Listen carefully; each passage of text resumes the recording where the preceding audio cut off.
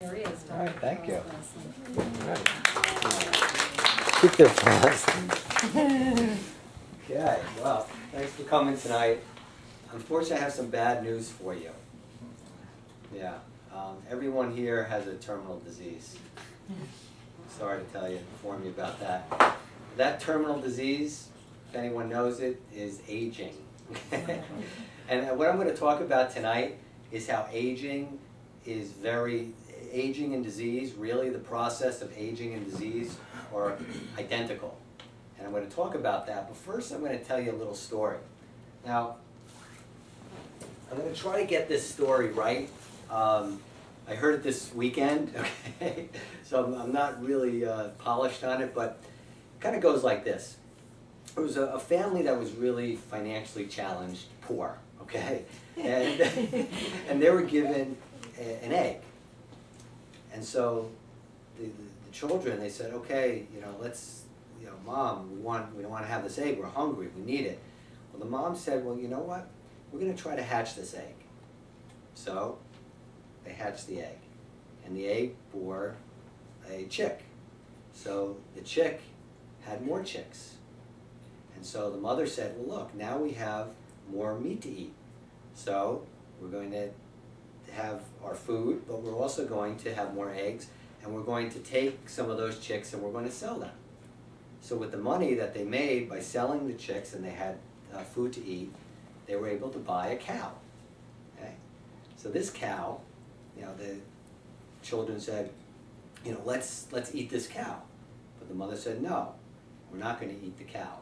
Okay? And now she's holding the egg, meanwhile she's telling her plans. So they said, okay, we're going to have this cow, and we're going to have this cow make more cows. So then we'll have more meat to eat, we'll have more milk to drink, and we have more cows to sell. And then when we get the money from selling the cows, then we're going to be able to buy a farm. And on this farm, we'll have, it sounds like, Old McDonald's farm. That's what it is, Old McDonald's farm, right? And the farm is going to have grass. And the grass will feed the cows, so they'll always have food to eat. They'll always have meat to eat, always milk to drink, and always have a supply of business that they can earn money and survive, food, clothing, and shelter. So she's holding this egg, and all of a sudden it slips out of her hand and smashes on the floor. So really the moral of the story, all of us, so many of us have plans. We have big plans. But often those plans, due to a lot of circumstances that we have no control over, kind of slips through our hands. But there are some things that we do have control over, and that won't slip out of our hands.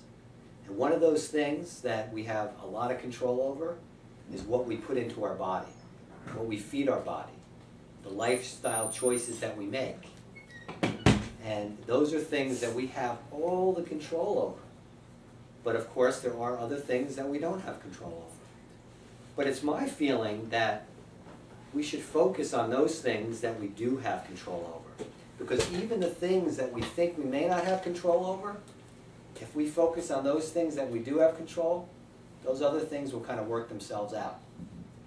So I started the night by telling you this bad news. This bad news that we all have a terminal disease. But the good news is, there is something that you can do about it. So just like all the situations in our life, if we focus on the things that we can change, then those other things may not seem so big. So what is this thing I'm talking about? Can we really change aging? Can we really change disease? Can we really prevent disease? Is that possible? Well, let's kind of look and break it down. What's happening in our bodies that we can't see? What's happening is this process, and as we learn more in science, and certainly we don't know everything, but what we do know right now are that there are some things that are going on that stay the same. And those four things are the main components of what cause disease and are the main components that cause aging. Those items are inflammation, oxidation, DNA mutation, and stem cell development, death, and dying. So let me talk a little bit about what all that means to us and what it means to our general health and well-being. Well, inflammation is something that happens that we all know about. If I were to, kick myself by accident, or stub my toe on one of these chairs, my toe will likely get swollen and red. So that is inflammation. That is the process that's been around for thousands of years, hundreds of thousands of years. And what I think about this is that it's really obsolete. We really don't need inflammation, because you know what inflammation was, why it evolved in this way? It evolved in this way because, let's say 50,000 years ago, I was running in the fields and I was running away from a saber-toothed tiger, and I rushed up against a rock and I had a huge gash in my leg. Well, the inflammatory process would go into effect. Things would happen in our body to prevent me from bleeding to death so I could still somehow escape. Because there was no 911 to dial, okay? There was no paramedics to come and stop that bleeding. So the things that were happening in my body, the inflammation, were calling cells to the area to stop that bleeding, to make it clot. Now, I have news for everyone. Clotting is not really a great thing to have going on in our body when we don't need it. But what happens in inflammation, what happens when my foot swells, something has to happen to prevent me from just growing and growing and growing with swelling. That inflammatory process leads to healing, but it also leads to clotting. And when it heals, it lays down collagen, which causes scarring. So that scarring is to try to seal everything up, to make it hard to try to repair it. But we don't need that anymore. We really don't. Inflammation is kind of an obsolete process, and it's going on in our body all the time. We don't know it's happening, but it is. There could be damage inside to blood vessels, to our skin, and this is inflammation. We don't need it. And inflammation leads to disease and leads to aging. Same thing. Now, what about oxidation? Now, we all kind of know what happens if we leave a hose outside. Everybody knows it kind of gets cracked and flaky. Okay? Or if you leave your car, a bicycle outside and it rains, whatever, turns rusty, a nail, whatever, rust. Rust is oxidation. That's the process that oxygen has on inert material.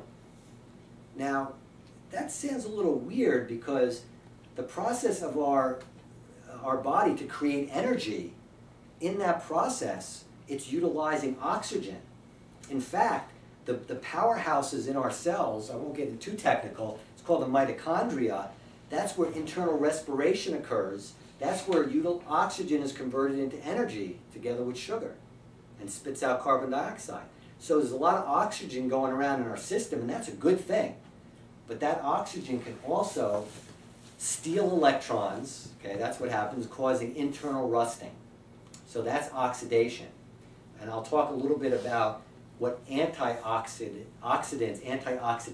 is, and a lot of us know about antioxidants, and I'll talk a little bit about that. But oxidation leads to disease and leads to aging because we don't want our body to internally rust. It's not something that's good for us. We can see it a lot of times, changes in our skin that as a result of oxidation. That's outside. What I'm a little bit more concerned about is oxidation on the inside. Okay.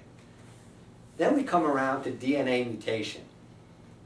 Now, our cells are constantly dividing. As we grow, our cells divide, making new cells. Every time our cells divide, passes along DNA. The same DNA from one cell needs to be replicated to exactly in the other cell. DNA mutations can occur. The more cells divide, the more chances that there can be DNA mutation. Just to get a little technical, if you look at a shoelace has a little thing on the end of it, I don't know what you call it, but to prevent it from fraying. Well, our chromosomes have the same thing on the end. They're called telomeres. Telomeres are what give as a cell divides, it gives a signal to the other cell when to stop dividing. But when a cell stops dividing, it dies. Okay? These things on the end of our chromosomes get smaller and smaller and smaller as we age, the more our cells divide. Well, those telomeres can get shorter not only by dividing, but if something happens inside to cause them damage. Oxidation can cause damage to those little things on the end of our chromosomes and make them shrink faster. In fact, the Nobel Prize in Science and Medicine this year went to research on telomeres. And it was shown in a lot of research that changes in lifestyle and nutrition can stop the premature shortening of those telomeres. So it's very important not to control through oxidation, inflammation, not to damage and not to cause DNA mutation, because when DNA mutation occurs, that's the signal that something's wrong. And that's what happens when the cell will go either crazy and cause a cancer or start making antibodies that it shouldn't be making against ourselves. That is what happens. Something happens, and it is a result of a damage inside the cell. So those are three things. The fourth thing is something called stem cells. We all have stem cells. We all have what are called naive stem cells. These are immature cells that are circulating in our body that are getting ready to decide what kind of tissue they're going to be. So for instance, if you have a damage to a particular tissue, you've heard all about stem cells. Well, they say, okay, we're going to replace stem cells, because stem cells have a way of morphing into that new tissue. And it's very controversial, this stem cell, because a lot of the stem cell, naive infant stem cells, happen to be embryonic inside the umbilical cord, okay? And so they're harvested in fetuses that may be aborted. Now, that's controversial. But guess what? We have adult stem cells. We have adult stem cells, which are also naive stem cells, that can morph into tissue, and they can be harvested. There are stem cell companies that are doing this, that are actually harvesting our adult stem cells, saving them, so if somehow, somewhere in the future, we have a disorder that can be helped by stem cells, these companies have it banked. One of those companies is Neostem, and I'm going to talk about that in a second. Neostem has been given the rubber stamp, if it means anything to anyone, by the Vatican, because it has nothing to do with embryonic stem cell harvesting.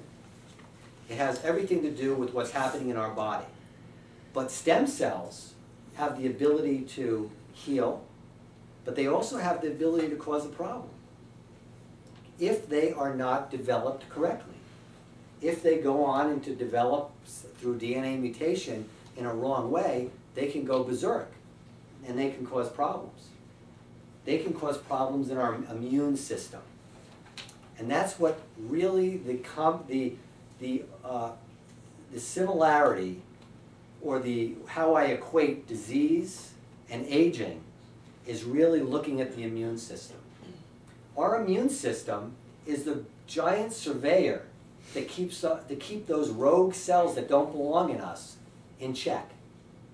The other piece of bad news, besides the fact that we all have this terminal disease called aging, is the fact that all of us have cancer cells in us at any given time. However, we have a surveillance system, always on the alert to help us.